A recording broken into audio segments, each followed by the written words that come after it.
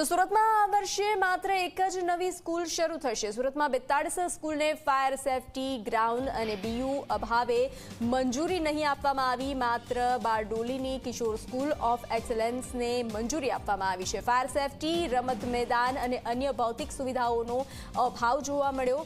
ધોરણ 1 થી 8 માટે 43 સ્કૂલ શરૂ કરવાની અરજી કરવામાં આવી હતી। ધોરણ 1 થી 5 માટે 24 સ્કૂલ અને ધોરણ 6 થી 8 માટે 19 સ્કૂલ શરૂ કરવાની દરખાસ્ત શિક્ષણ બોર્ડ સમક્ષ રજૂ કરાઈ હતી। તેમાંથી એકને જ મંજૂરી આપવામાં આવી છે। ધોરણ 1 થી 5 અને 6 થી 8 પ્રાથમિક શાળા નવી શરૂ કરવા માટે સુરત મહાનગરપાલિકા વિસ્તારની અંદર 43 જેટલી શાળાઓની અરજી આવી હતી। તે પૈકી માત્ર 2 અરજીઓ એટલે કે એક શાળાને મંજૂર કરવામાં આવી છે। બાકીની બધી જ 41 જેટલી અરજીઓને નામંજૂર કરવામાં આવી છે। તો નામંજૂર કરવાનું કારણ?